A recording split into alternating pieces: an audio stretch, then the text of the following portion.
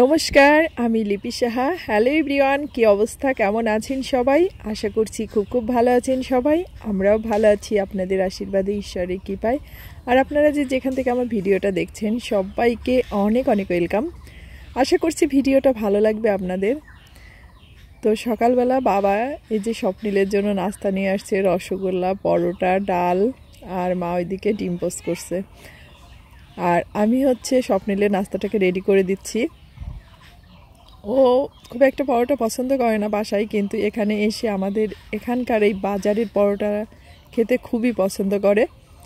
আর এই পরোটাগুলো অনেক তেল দিয়ে একদম মচমচা করে ভাজে, যেটা সবারই খেতে খুবই ভালো লাগে, খুবই মুখরোচক পরোটা।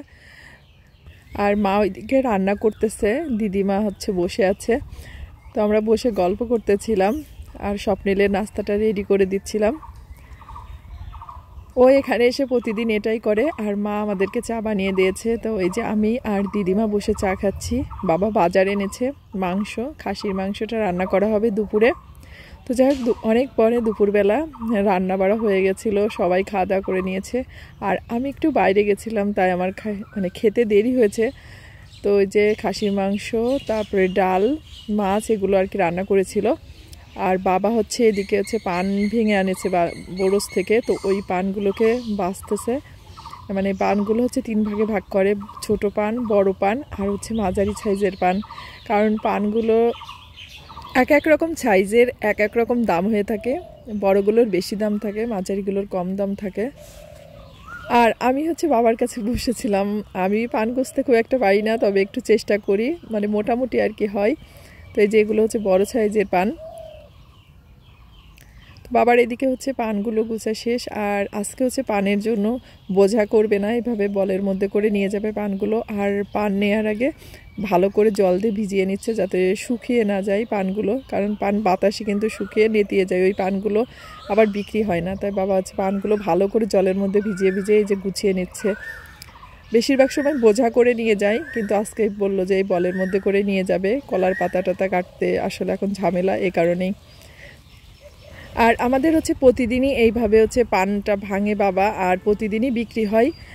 কিছুদিন পরে অনেক বেশি পান হবে, মাসখানিক পরে। এখন অল্প অল্প করে ভাঙে। আর এইদিকে স্বপ্নিল বিকালবেলা দেখেছে পেয়ারা গাছে পেয়ারা ধরে আছে। তো আমাকে বলছে, মা আমাকে পেয়ারা পেরে দাও। প্রথমে যে লগা দিয়ে চেষ্টা করেছিলাম পেয়ারাগুলো পাড়ার জন্য, কিন্তু লগা দিয়ে ঠেই পাচ্ছিলাম না। পরে আর কি গাছে উঠেই পেয়ারাগুলো পেরে দিলাম। আর অনেক বছর পরে গাছে উঠলাম, বিয়ের পরে কখনো গাছে ওঠা হয়নি। তো স্বপ্নিল আর কি বলতেছিল, মা তুমি গাছেও উঠতে পারো।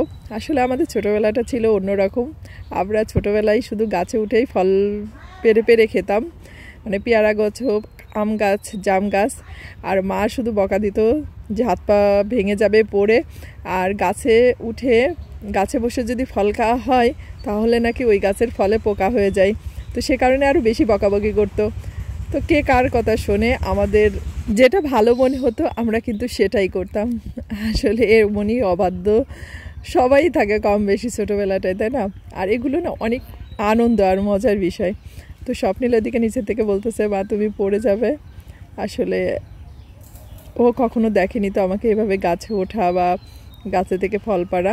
তবে গাছে উঠে ফল পেড়ে খাওয়ার কিন্তু মজা বা আনন্দটাই একটু আলাদা হয়ে থাকে। তো এই যে ওকে পেয়ারা পেয়ে দিয়েছি, ও তো ভীষণ খুশি। আর এই যে ভাগ্নিরা সব বসে আছে। আর এই যে এই ভাগ্নিটা বলছে, মাসি আরেকটা পেরে দাও, আরেকটা পেরে দাও। তো আজকে ভিডিওটা এ পর্যন্তই। সবাই ভালো থাকবেন, সুস্থ থাকবেন, আর অবশ্যই সাবধানে থাকবেন। আর ভিডিওটা কোথাও যদি ভালো লেগে থাকে অবশ্যই লাইক, কমেন্ট, শেয়ার করবেন। আর গ্রামে এসে কি সমস্যা আছে, মানে ভিডিও করার থেকে সবসময় ব্যস্ত থাকি, সবার সাথে গল্প করা, আড্ডা দেওয়া। এ কারণে খুব ভালোভাবে ভিডিওগুলো আপলোড দিতে পারছি না, একটু গ্যাপ পড়ে যাচ্ছে। তো যতটুকু পারি আপনাদের সাথে আর কি ভিডিওটা শেয়ার করি। তো এই আর কি বিষয়। যাই হোক, আজকের ভিডিওটা পর্যন্ত। আপনাদের সাথে দেখা হচ্ছে আমার নেক্সট ভিডিওতে। আর একটা কথা বলবো, সেটা এখানে হয়তো ভয়েস ওভার দিতে অনেক সাউন্ড আপনারা পান। তো যাই হোক, যারা ভিডিওটা দেখেন অবশ্যই একটু ক্ষমা সুন্দর দৃষ্টিতে দেখেন, কারণ অনেক সাউন্ড চারিদিকে। গ্রাম তো, এই রাস্তার পাশে আমাদের বাড়ি, সারাক্ষণ গাড়ি যাওয়া আসা করে।